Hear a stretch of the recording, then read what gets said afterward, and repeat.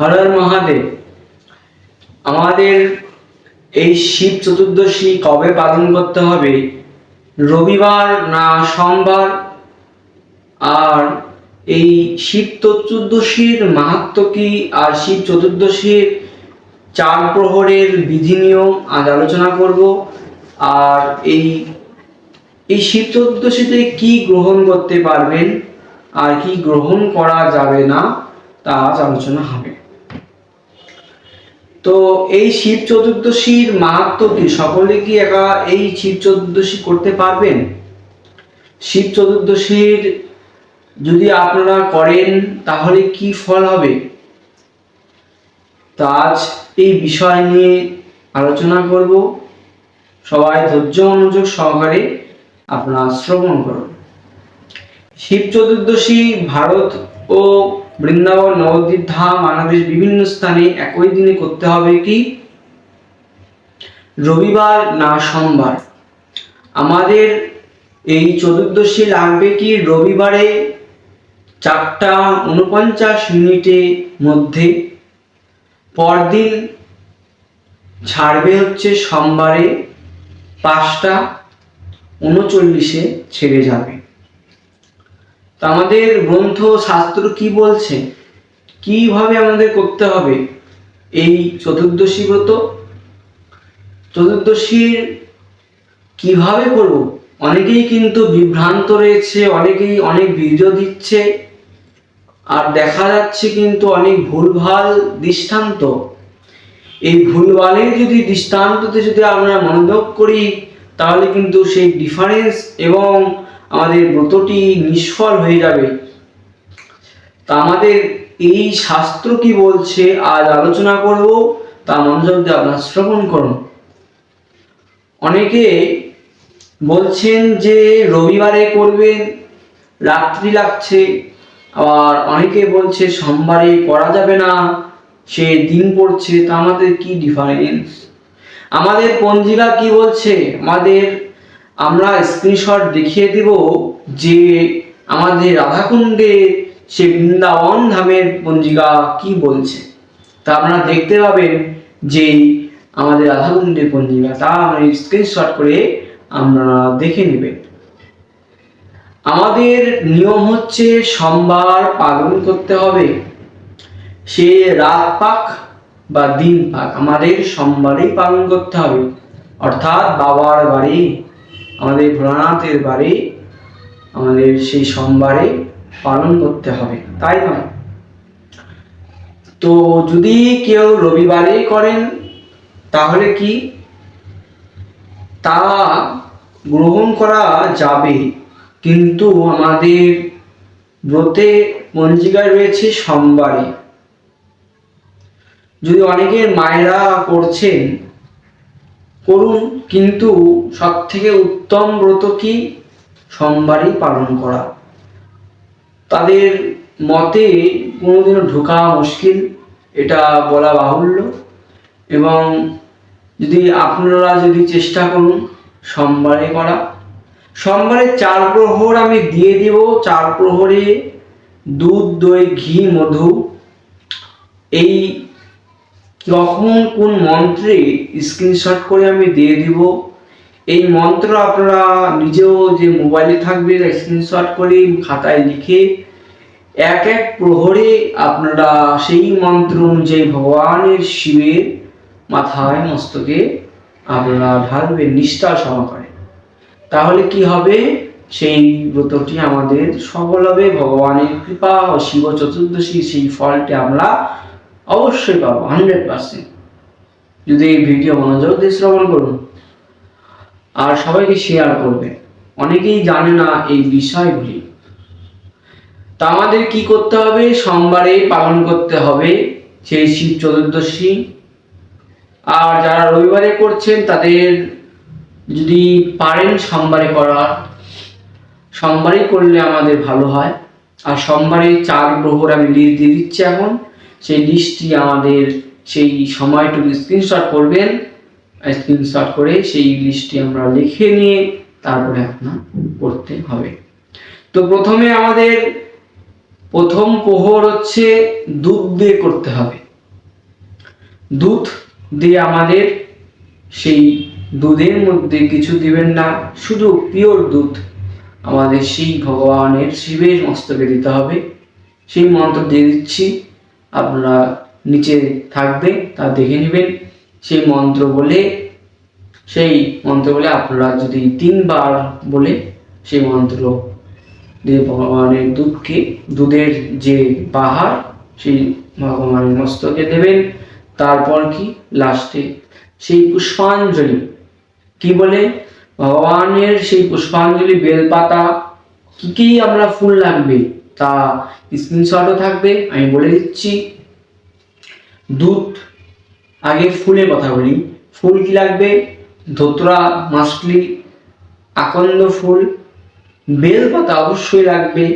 যত পারবেন বেলপাতা সংগ্রহ করবেন। ত্রিফলক আমাদের বেলপাতা প্রয়োজন হবে। আর কি, আর যদি সাদা ফুল, এগুলি আমাদের করতে হবে জোগাড়। আর অনেকে কি করছে, ডাবের জল দিচ্ছেন, ডাবের জল দেবেন না।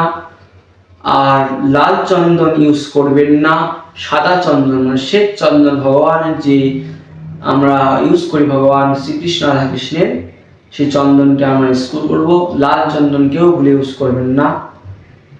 আর এবার প্রশ্ন রয়েছে ভগবানকে কিভাবে ভোগ দেব, এই তা আস্তে আস্তে আপনারা ধৈর্য শ্রবণ করুন। তো এগুলি ফুল আমরা ইউজ করব। যদি তারও অধিক থাকে তাহলে আপনারা বাজার থেকে গ্রহণ করবেন, কিন্তু এগুলি আমরা সেদিনকার সংগ্রহ করতে হবে। ভগবানকে আগন্ত ফুলের মালা গ্রহণ করবেন, এইভাবে আমাদের ফুল সংগ্রহ করবেন। তো আমাদের দুধ চড়ানো হলো, দুধ চড়ানোর পরে কি করতে হবে, ফুল আমাদের চন্দন, শ্বেত চন্দন নিয়ে ভগবানকে সেই এত সচন্দনং বিল্ল পত্রং জলি, সেই ওম নমঃ শিবায় এইভাবে 3 বার পুষ্পাঞ্জলি দেবেন। তারপরে লাস্টে করজোড়ে সেই ভগবানের শিবের মহামন্ত্র মৃত্যুঞ্জয় মন্ত্র আপনারা করবেন। যত পারবেন 108 বার মৃত্যুঞ্জয় মন্ত্র করবেন। 1 প্রহর করে আমাদের মৃত্যুঞ্জয় মন্ত্র করবেন। আর 108 বার কি ওম নমঃ শিবায় বলে আমাদের জপ যদি মালা থাকে আর কর হাতে করতে আমরা সেই ওম নমঃ শিবায় বলে আমরা জপ করব, তাও একই ফল। কিন্তু জপ থাকলে, জপের যদি মালা থাকে তাহলে অবশ্যই রুদ্রাক্ষ মালা যে থাকে তাহলে করলে অবশ্যই আরো ফল লাভ হবে। কিছু কিছু মালা রয়েছে, যেমন ভগবানের শ্রী হরির যেমন তুলসী কাষ্ঠ, যেমন সেই শিব ঠাকুরের রুদ্রাক্ষ মালা। তারপর কি এইভাবে আমাদের 1 পর হলো। তারপরে দ্বিতীয় পরে দই একই মন্ত্র থাকবে, সে নিচে থাকবে আমাদের সেই স্ক্রিনের মধ্যে। 3 বার আমরা দই ইউজ করব। দইয়ের পরে ফুল পুষ্পাঞ্জলি, এত সচন্দনং সেই বিল্লপত্রম, সেই ধুত্রা ফুল টুল নিয়ে একসঙ্গে যুক্ত করে ভগবানকে চড়াবেন। এত সচন্দনম বিল্লপত্রম পুষ্পাঞ্জলি ওম নমঃ শিবায়। এইভাবে আমরা আবার মৃত্যুঞ্জয় করবেন, আবার মৃত্যুঞ্জয় পাঠ করে আবার নমঃ শিবায় করে তারপরে ভগবানকে সেই প্রণাম মন্ত্র করবেন। প্রণাম মন্ত্র স্ক্রিনে থাকবে, তা দেখে নেবেন। তো এইভাবে আমাদের হলো দ্বিতীয় প্রহর। তৃতীয় প্রহরে আমাদের সময় থাকবে।